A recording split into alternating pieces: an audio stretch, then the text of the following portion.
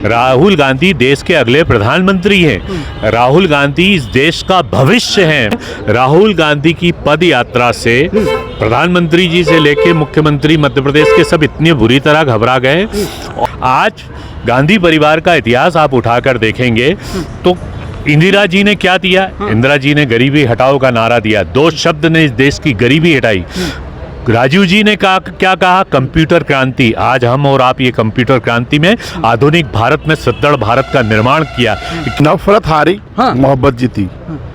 इस देश की जनता ने और जो भरोसा था सुप्रीम कोर्ट पे, एक न्यायपालिका पे जो भरोसा था, आज देश की निगाहें लगी हुई थी इस 4 तारीख के फैसले पे। और इस 4 तारीख को जो बहुत महत्वपूर्ण निर्णय निकल के आया, राहुल गांधी की सजा जो है 2 साल की, जिनको माफ़ कर दी गई।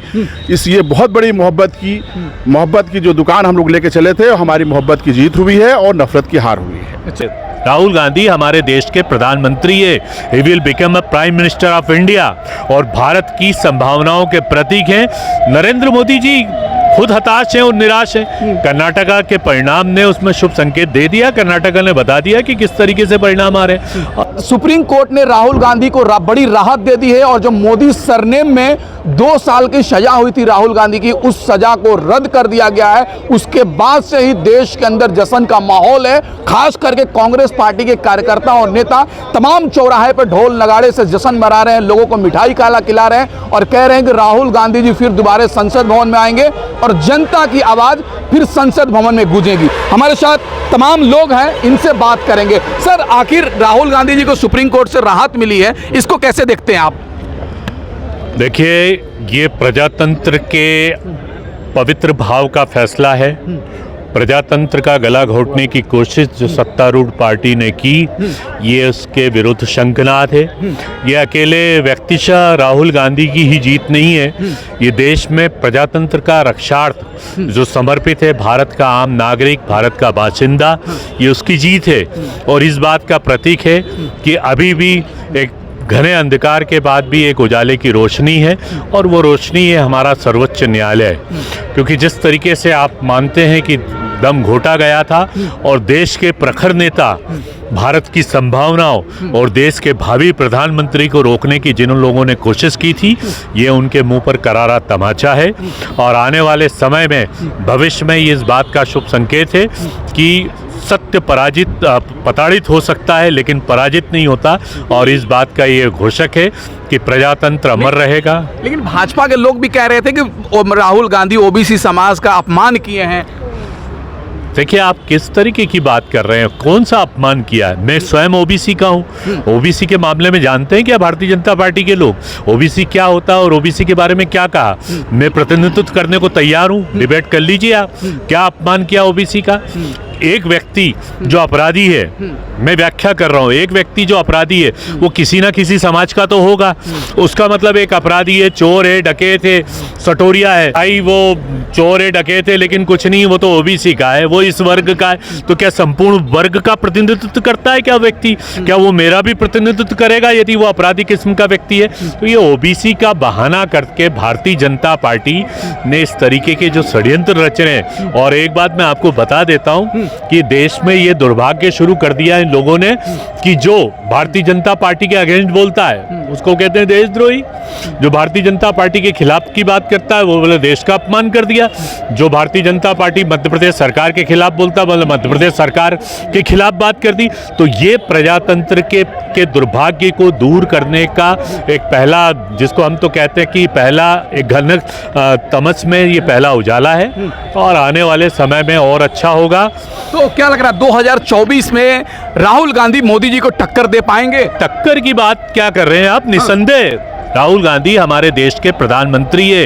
He will become a prime minister of India और भारत की संभावनाओं के प्रतीक हैं। नरेंद्र मोदी जी खुद हताश हैं और निराश हैं। कर्नाटका के परिणाम ने उसमें शुभ संकेत दे दिया। कर्नाटका ने बता दिया कि किस तरीके से परिणाम आ रहे हैं। और इस तरीके की बातें करना,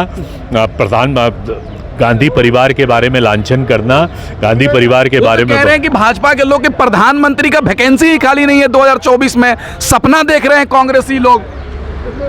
मैं बोलता हूं कि आप ये बताइए कौन कह रहा है ये? पहली बात तो आपका स्पष्ट मीडिया है, मैं आपको बधाई दे रहा हूँ और मैं व्यक्तिशः इंगित नहीं कर रहा हूँ, लेकिन कुछ ऐसे गोदी मीडिया, कुछ ऐसे लोग पाले हुए भारतीय जनता पार्टी के लोग वो इस तरीके की बात कर रहे हैं। आपको मालूम है राहुल गांधी की पद यात्रा से प्रधानमंत्री जी से लेके मुख्यमंत्री मध्य प्रदेश के सब इतनी बुरी तरह घबरा गए, और मैं बोलता हूँ भारतीय जनता पार्टी के नेता, चाहे प्रधानमंत्री जी हो चाहे मुख्यमंत्री जी हो, इनको कांग्रेस का फोबिया है।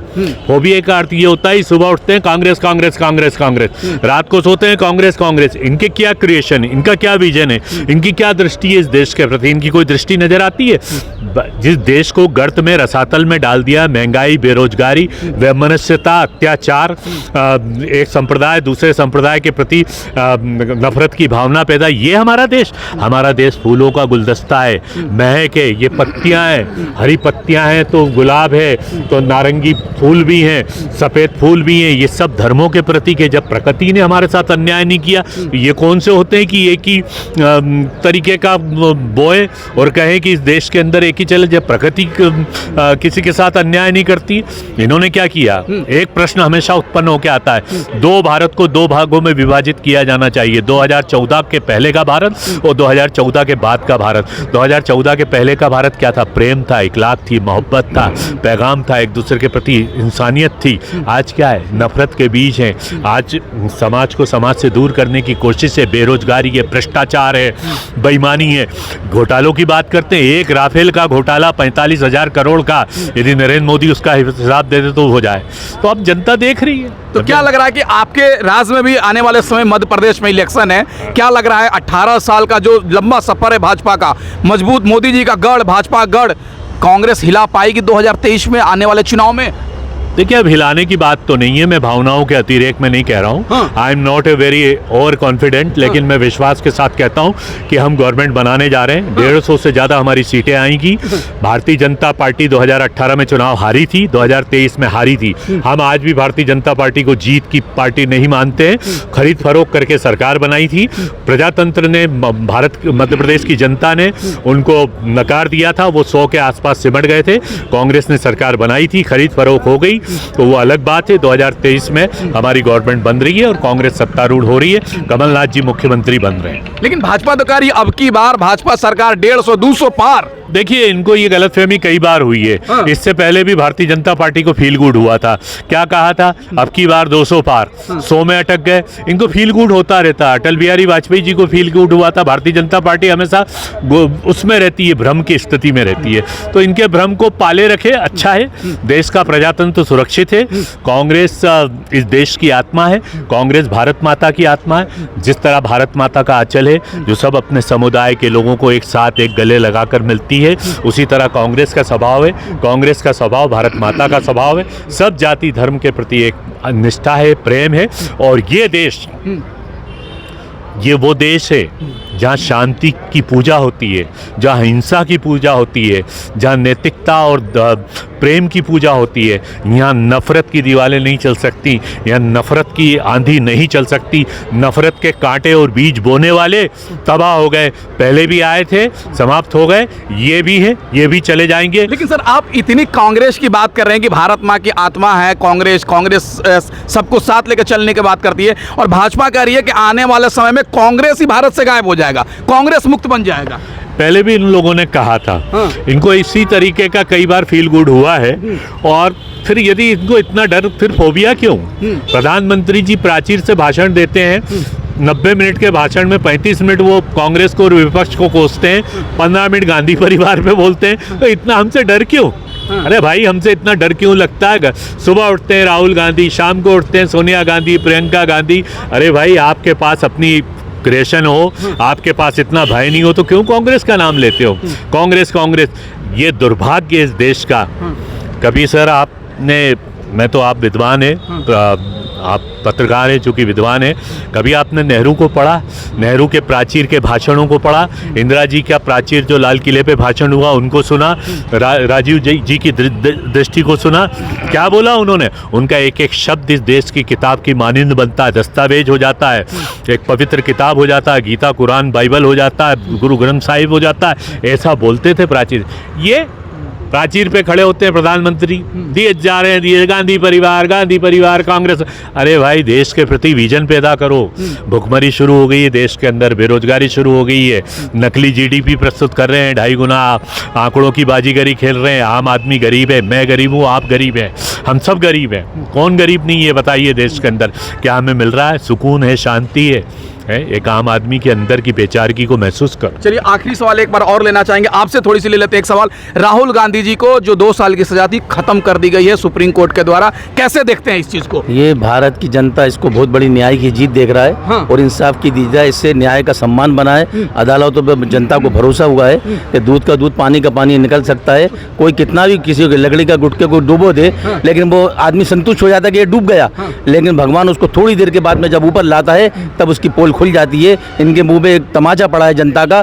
जनता इसका बोर्डों से जवाब देगी और चारों तरफ से उतार के इनको गद्दी से फेंक देगी। चारों दिशाओं में हवा चल रही है, कई राज्यों से कांग्रेस आ रही है। हर सब ने जो न्याय हुआ है, इससे देश के अंदर राहुल के प्रति विश्वास और एकजुटता का मौका मिला है। कांग्रेस जिंदा हुई है और ताकत से जिंदा हुई है। केंद्र में भी सरकार बनेगी, मध्य प्रदेश में भी सरकार करेगी। कमलनाथ जी मेहनत कर रहे हैं और कमलनाथ जी ने जो आत्मविश्वास सम्मान के साथ जो पद से इस्तीफा दिया था, वही जनता इसको मध्य प्रदेश में कमलनाथ जी को दोबारा लेकर आएगी आत्मसम्मान के साथ। और राहुल गांधी की जीत ने इसको हमको ताकत और छोटे कार्यकर्ताओं को सम्मान दिया है। हम कांग्रेस को जिंदाबाद लेकर आएंगे, इंशाल्लाह कमलनाथ सरकार बनेगी। अच्छा, तो सर आपसे जान लेंगे कैसे देखते हैं इस राहुल गांधी जी को राहत मिली है? तो राहुल गांधी जी को जो राहत मिली है, हाँ।